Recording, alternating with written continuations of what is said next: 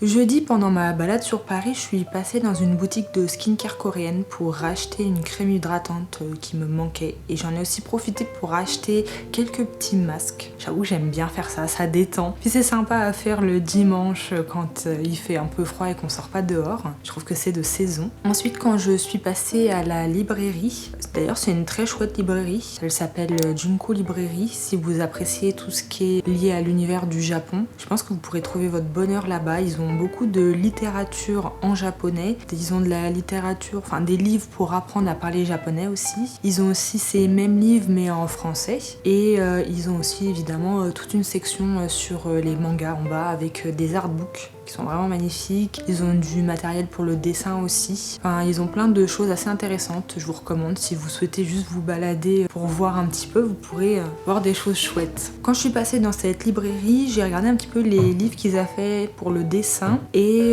j'ai trouvé un livre qui était assez intéressant. C'est pour ça que je l'ai acheté. C'est un livre donc, qui est sur le dessin manga, bien sûr. Dans ce livre, ce que j'ai trouvé intéressant, c'est qu'il y avait toute une section sur le dessin de personnages. Enfin en gros tout le livre est sur le dessin de personnage, mais il y avait une section qui était plus basée sur le corps. C'était sympa de voir une représentation plutôt simplifiée contrairement aux autres livres que j'ai ou aux autres cours où c'est toujours très approfondi dans le réalisme. Là c'est un petit peu moins réaliste, donc c'est un peu plus simple à faire. Je sais pas, j'ai trouvé qu'il y avait des choses qui étaient intéressantes, notamment pour les plis de vêtements, pour les poses, pour les interactions, il y avait aussi pas mal de choses pour les émotions, et ça c'est cool. C'est vrai que j'ai pas de référence pour les émotions. Et il y avait aussi toute la partie des cheveux qui m'intéressait, parce que j'aime bien dans les mangas comment ils arrivent à représenter les cheveux. Je trouve que c'est très joli. Ah voilà, c'est pour ça que j'ai craqué pour ce petit livre. Aujourd'hui, ce que je compte faire, j'ai préparé un petit dessin à peindre à l'aquarelle. Enfin un petit dessin, j'ai passé beaucoup de temps à le faire parce qu'il était très difficile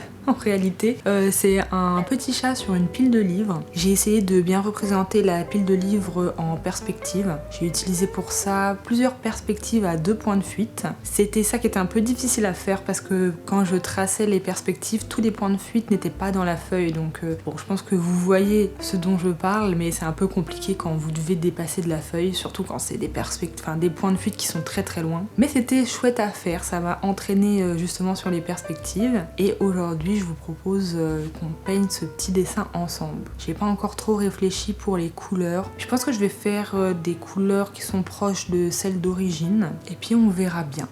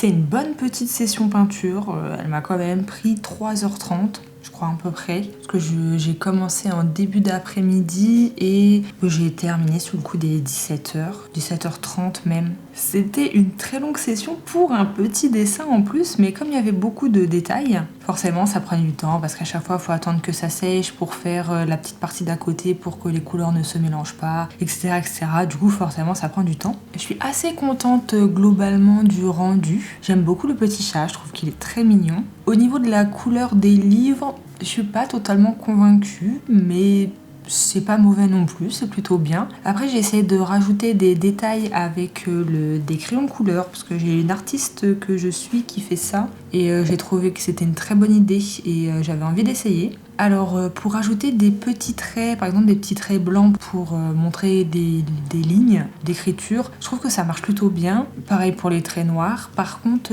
je suis pas très fan du rendu avec le crayon au niveau des ombres d'occlusion des livres. Mais bon, écoutez, c'est pas non plus trop dérangeant. En tout cas, n'hésitez pas à me dire, vous, qu'est-ce que vous en pensez? Voilà, j'aime bien avoir des retours. J'ai eu quelques retours sur Insta et pour l'instant, merci beaucoup pour vos retours, ça m'a fait très plaisir. Là, maintenant, il est pratiquement 19h.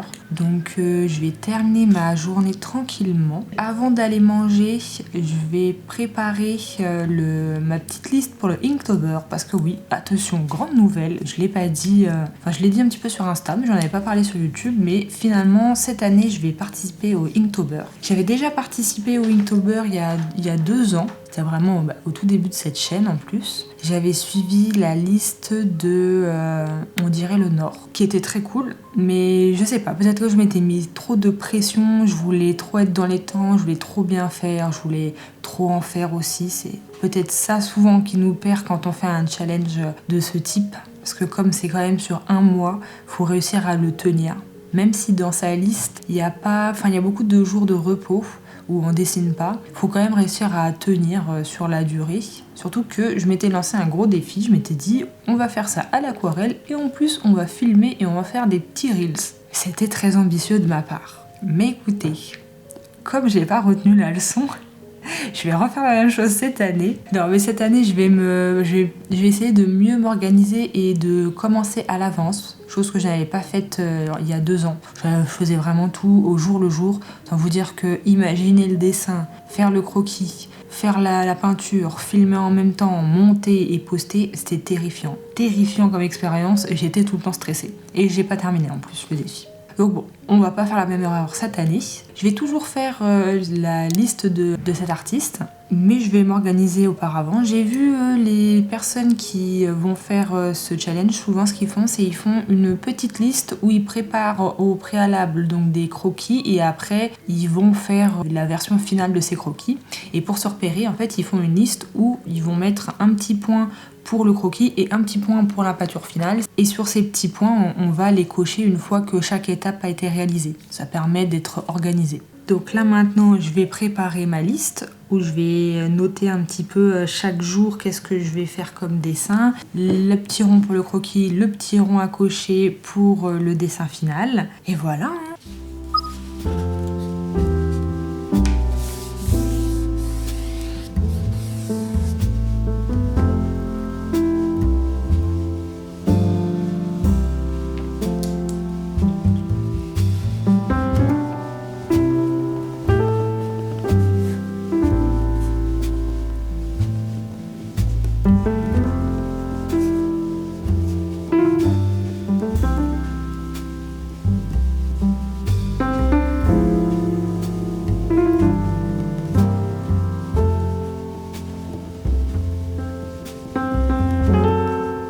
J'ai terminé de faire ma petite liste. Ce que j'ai fait, j'ai rajouté les dates où je devrais publier l'illustration. Comme ça me permet d'avoir un petit rappel exactement de quel jour, quelle illustration va sortir. C'est un petit peu mieux pour l'organisation.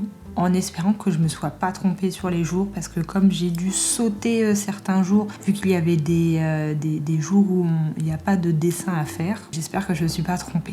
Et que je n'ai pas avancé ou décalé les dates, ce serait embêtant. Mais normalement non. Et en gros, donc ce qu'on peut voir en tout, quand je retire tous les reset days, donc les jours où il n'y aura pas de dessin, ça me fait 21 dessins en tout. Sur 31 jours, je crois, en octobre, 30, 31 31 jours, c'est ça. Donc 21, ça fait 10 jours de repos, 21 jours de dessin, en espérant qu'en commençant à l'avance, ça me prenne moins de temps. Je pense que c'est pas mal. Vous allez voir, j'ai plein d'idées pour les dessins. Franchement, je crois que je suis assez inspirée par les différents thèmes. Ça va être chouette, j'ai plutôt hâte de m'y mettre. Maintenant que j'ai terminé ça, je vais vraiment finir cette journée tranquillement. Je vais préparer à manger, je vais manger et je vais regarder une petite série. Je pense pas que je vais reparler dans ce vlog. En tout cas, c'était très chouette. C'était un petit vlog, mais une bonne journée. J'espère que vous avez apprécié. Pour la prochaine vidéo, on va se retrouver pour la vidéo sur mon matériel. Ça va être une vidéo plutôt intéressante si vous cherchez des informations sur quel matériel dans le dessin et l'aquarelle acheter. Voilà, je vais essayer de vraiment vous lister ce que j'utilise le plus avec mon avis et je vous mettrai les références en barre d'infos. Voilà, écoutez, je vous souhaite une bonne semaine et on se dit à bientôt pour une nouvelle vidéo.